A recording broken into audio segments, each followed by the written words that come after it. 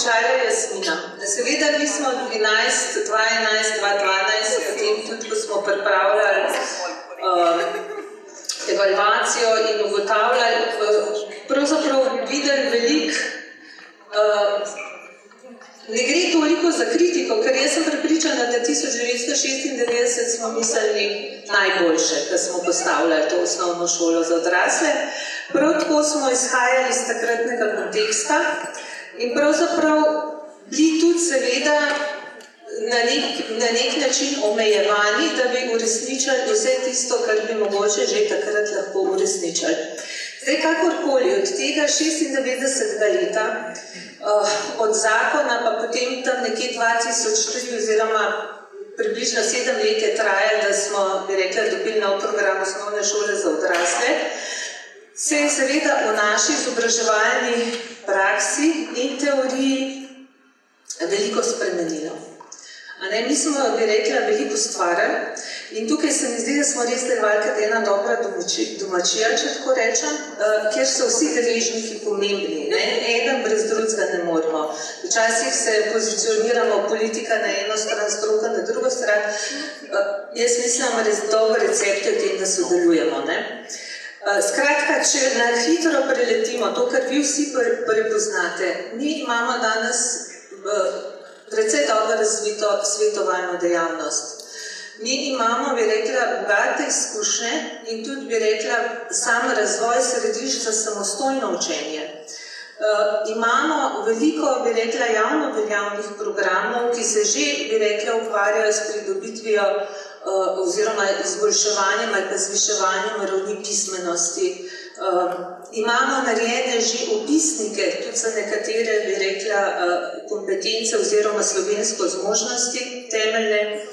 Imamo, bi rekla, nekako vzpostavljen nacionalni sistem vrednotanja že pridobljenega znanja.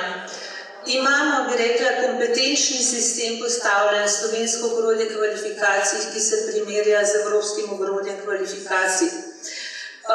Seveda imamo tudi nov zakon, ki je poseben v tem, da je osnovna šola za odrasle del tega zakona, kar je zagotovo prednost. In pa imamo seveda že, bi rekla, na ravni osnovne šole deklariran tudi osebni izobraževalni načrt. Seveda, ko vse to pogledamo, rečemo, mi bi bili neumni, če tega ne bi izkoristili. Tisto, kar želimo, bi rekla, nekako narediti, oziroma mislim, da je pametno, da naredimo, je, da pravzaprav vse skupaj povežemo v nek delujoč sistem. Zdaj, pomembno je to, prej je Jasmina rekla, stara osnovna šola za odrasle je nekakšen derivat osnovne šole. Osnovna šola je pa bolj ali manj slonela še zmeraj na nekih akademskih vsebinah. Če je to na nek način razumljivo za otroke in mlade, ki še niso umeščeni nekako v družbo, tako kot odrasli, je z vidika, bi rekla, odraslega človeka, kamor štejejo tudi mlajši odrasli, verjetno nekako neučinkovito. Tako da pravzaprav tisto, kar bi želeli nekako narediti, je kot rečeno, združiti vse to oziroma povezati, kar že imamo. Zdaj, na kratko, tisti, ki boste sodelovali v skupinah, bomo lahko več o tem razpravljali. Na kratko gre za to, da moramo mi izhajati iz tistega človeka, ki se bo izobraževal. In osnova je lahko nek karierni načrt, ki se začne v središču za svetovanje oziroma v svetovalnem središču. Potem, recimo, se nekako to more povezati z ugotavljanjem in, bi rekla, potrjevanjem znanja, ki si ga je nekdo že pridobil, in iskanjem znanja, ki ga nekdo že ima, in ga poskušati pravzaprav umestiti v nek sistem. Po drugi strani je pa pri učenju in izobraževanju zelo pomembno tudi, ker pa, bi rekla, ljudje navadno ne moremo sami dobro narediti, ampak pravzaprav potrebujemo tudi definiranje nekih ciljev, kajti če ne veš, tudi ne moreš vedeti, česa ne veš oziroma kaj bi mogel vedeti. In tle pride ta, bi rekla, neka izmenjava. Zdaj, tisto, kar mi ugotavljamo, pravzaprav pri stari osnovni šoli in kar bo verjetno držalo tudi za novo osnovno šolo za odrasle, je to, da sigurno ne bo trajala 9 let. Da je treba te stvari pravzaprav upraviti v nekem doglednem času. Kakšen je ta čas? To je lahko stvar nekega osebnega izobraževalnega načrta. Predvsem je, Jasmina je že omenila, pravzaprav nekako je treba razvijati posameznikove zmožnosti v tem smislu, da bo sam sebe prepoznal, razvijati njegove moči za vse življenjsko učenje. Zato tudi, če se spomnite, danes je Rido Bandar govoril o teh horizontalnem razvoju programov. Torej gre za neko poglabljanje, ki je pomembno za vsakega od nas. Tudi če imam doktorat, danes imate ljudi, ki imajo DDR. A so to, bi rekla, kaj nam to pove? Vsi moramo, bi rekla, nekako graditi, vemo pa, da pravzaprav neko dobro osnovo potrebujemo. Zdaj, pri osnovni šoli je razen, bi rekla, zmožnosti kot takih pomembna, to je pa tista naša tirnica, tudi, če tako lahko rečem, neka splošna izobraženost in razgledanost. Spoznati pravzaprav, v kakšni kulturi živim. Dobiti nekaj znanja, s katerimi lahko pravzaprav komuniciram oziroma ustvarjam skupno. S čimer se identificiram. Tako da pravzaprav to je bil verjetno tudi nek namen predmetov, ki jih imamo vključeni v osnovno šolo. In seveda pri tem gre za to, da ti predmeti, ali pa če hočete, ta splošna izobrazba lahko predstavlja nek okvir, v katerem se dogajajo pa tudi, bi rekla, zviševanje zmožnosti. Recimo, če nam primer, v središču za samostojno učenje mi lahko, bi rekla, z nekim, tam so tudi svetovalci, tam lahko nastaja neko novo gradivo, tam lahko nastajajo neki mini osebni izobraževalni načrti, recimo za neko učno enoto, ki se jo navedolo.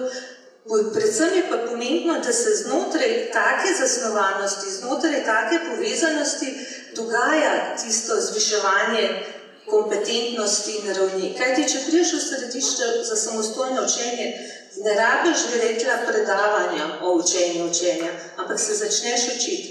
Če delaš svoj osebni izobraževalni načrt, je to dvigovanje, bi rekla, kompetence učenja. Če govorimo o digitalnih zmožnostih, ko priješ v samostojno učenje, ko se ob pomoči nekoga začneš rabiti to digitalno tehniko in tehnologijo, pravzaprav se ti opismenjuješ. Tako da pravzaprav gre za neko združevanje in prepletanje. Tisto, kar bi mogoče še povedala, je to, da smo mi ugotavljali, da so timi v osnovni šoli pravzaprav jih ni. Učitelji so večinoma honorarno zaposleni, neke identitete ne identificirajo se zelo z osnovno šolo za odrasle, večinoma tudi, bi rekla, dopoldne učijo v osnovni šoli, pol pridejo v osnovno šolo za odrasle, lahko so, bi rekla, upokojeni, navadno so pa to učitelji začetniki, tako da pravzaprav nekega skupnega tvorjenja ali pa tega ustvarjanja osnovne šole pravzaprav ni in pa pade pravzaprav ta delo predvsem na organizatorje oziroma vodjo osnovne šole za odrasle in mogoče še neko manjšo ekipo. Ta model, recimo, oziroma to ni še model, to je neka ideja, razmišljanje in, bi rekla, smer, v katero bi želeli iti, ustvarja neke time. Najprej na ravni izvajalske organizacije in tudi ta seveda s tem pridobi, kajti že če pogledamo, v to je vključen in svetovalec v ISIO in, bi rekla, organizator oziroma vodja osnovne šole in ljudje, ki delajo v središču za samostojno učenje in seveda tudi neki zunanji in drugi deležniki. Tako da pravzaprav z vidika udeleženca je pa seveda pomembno, da kjerkoli po vstopu dobi neko podporo. Zdaj, vsega ne bom razlagala, ker je 10 minut verjetno že skoraj poteklo. Mogoče samo še tako, da se malo izrišajo tele povezave. Pa Tisto, kar bi rada videla, da razmišljamo v nadaljevanju, so pravzaprav naj nas vodi, kaj je pravzaprav danes poslanstvo, namen in kakšno podporo lahko dobijo ljudje v osnovni šoli za odrasle. Kako lahko bi rekla, tudi skozi osnovno šolo za odrasle, skozi javno veljavne programe za odrasle, ki ne dajejo neke strokovne izobrazbe, kako mi lahko gradimo nek sodoben, vključujoč vzgojno-izobraževalni sistem, ali kot je rekel Zoran Jelenc že pred leti, hišo vsega učenja. Kajti vse bolj evidentno postaja, da izobraževanje odraslih je del vzgojno-izobraževalnega sistema. To, da razmišljajo o odraslih kot vajencih, je odraz tega. To, da je danes, da smo vsi, ki tukaj sedimo, pravzaprav vseživljenjski učenci ali pa vajenci na nekaterih področjih in drugem učitelj, je, bi rekla, naša prihodnost. Tako da jaz bi pravzaprav s tem končala. V samem, bi rekla, v skupinskem delu bomo imeli pa 4 skupine. To so ta področja, ki jih je Jasmina na nek način omenila. Eno je ta refleksija na ponujene možnosti, o katerih premišljujemo, torej neko SWOT analizo na splošno. Ena je ta individualizirana oblika osnovne šole, potem je to vrednotenje že pridobljenega znanja in pa ljudje, ki nimajo izhodiščnih kompetenc, da bi se sploh lahko vključili v osnovno šolo za odrasle. Več pa potem.